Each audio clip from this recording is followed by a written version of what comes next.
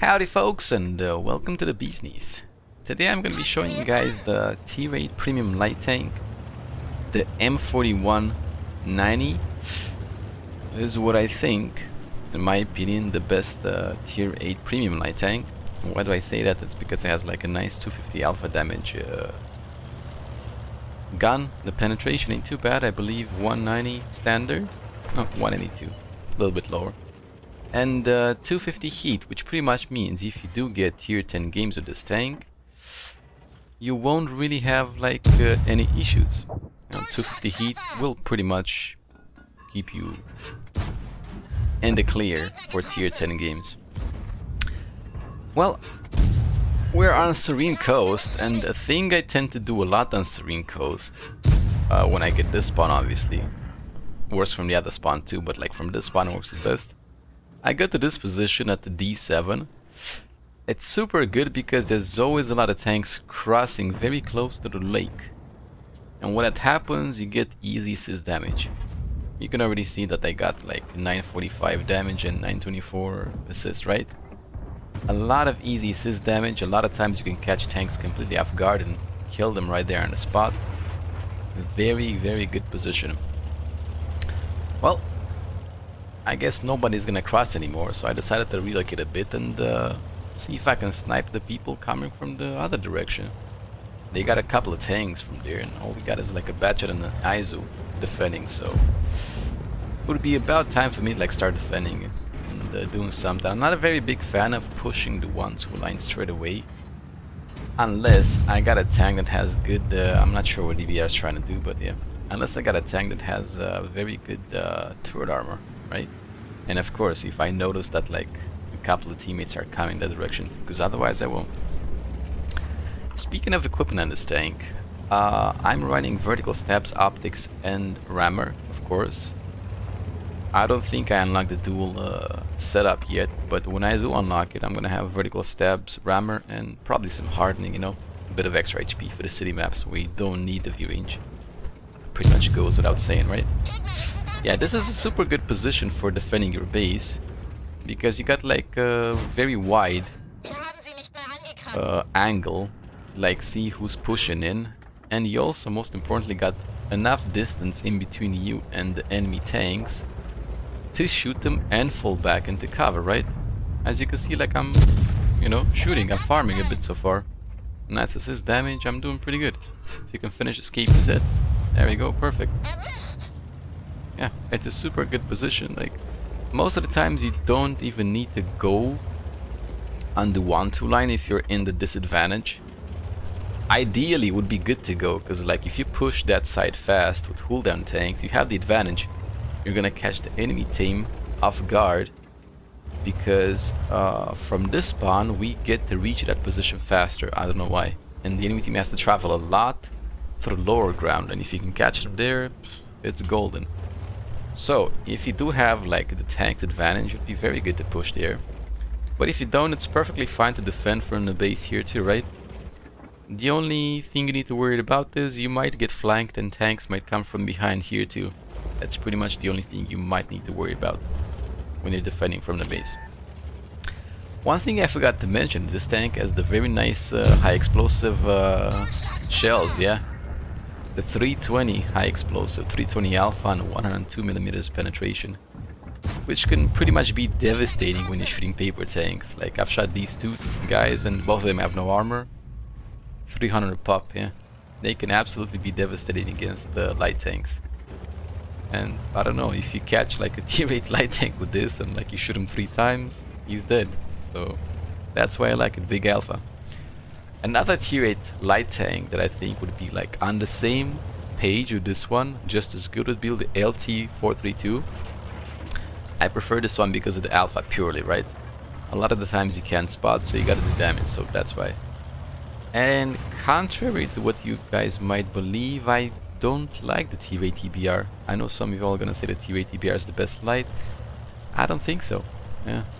When it comes to like EBRs, I believe the only worthwhile one is the tier 10, you know, because the tier 10 has the V-range and has the mobility. Tier 8 on the other hand, I think like with extreme hardship, you barely get to like 400 V range if I'm not mistaken. And the top speed isn't that great as like on the tier 10, so no. Anyways, I noticed an opening here. The enemy team was falling back, so I decided to push on the hill and profit on this, right? I'm gonna use these nuts bushes here. This thing has gun depression, so it's okay-ish to like peek on the ridgelines like this. And I noticed a lone batch head to wonder what's gonna happen. Oh, that was like a little bit discouraging. Yeah, I was about to say I'm loading the high explosive shells, the fancy ones, which means the batch head is gonna die in 2 seconds, and I'm peeking confidently because he's backing off. And I'm also moving to not give him time to aim and hit me, right? And it worked beautifully because I didn't take any hits from him, but I took everything from him instead, so yeah, that worked out beautifully. Yeah, there might be like some other issues.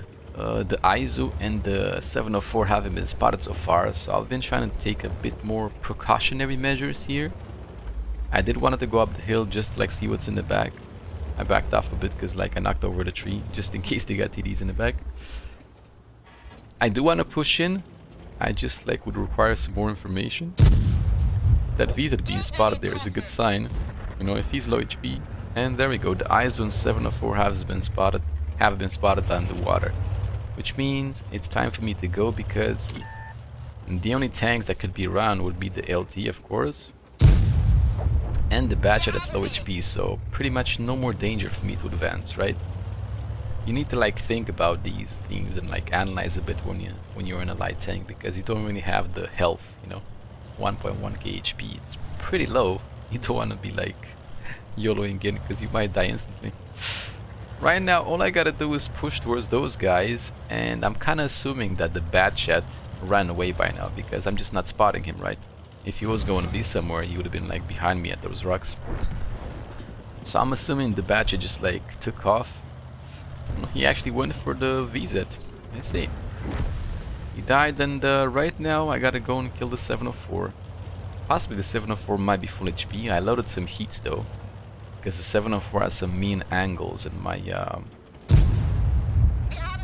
192, 182 AP might not be enough. And easy enough, managed to collect the kill too. Super easy, super fast, and nice light tank game. You guys saw how easy it is at the start to get assist damage from this side, just shooting tanks that cross the water. The only downside of this is most of the times your team is not gonna, you know, follow you to like shoot with your spot. So most of the times you're gonna have to like shoot your own targets, but that's okay, you know, doesn't matter at all. Alternately, of course, if you get this side with a scout, you can use the bushes here. I don't know if I'm pointing right. There's like where the ISO is, there's a couple of bushes there, and you can spot people. The downside is you spot them like kind of late when they're crossing the bridge, you know. If you're lucky, you can spot tanks here too, trying to shoot, but you usually spot them crossing the bridge, so it's a bit harder to shoot. The other side is much better in this regard. We managed to end up the game with a lovely ace tanker. We managed to get a Confederate medal, and I actually have to admit I had to Google the other medal because I never remembered them. We have an Orlix medal, which pretty much means I managed to kill at least 2 tanks or 2 tank destroyers 1 tier higher than me. Yes, I played this game for 10 years, and I still fail to remember medals, and especially maps. Going into the damage part, we ended up with 3,559 damage, 3 kills and 1,339 base XP. Also, due to our cheekiness, we managed to collect 2,373 assist damage.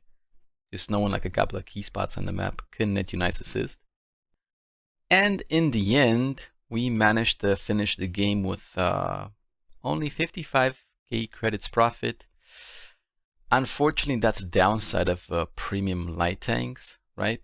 I believe this one is one of the better earners, but usually when you have a premium light tank, they don't have enough penetration, right?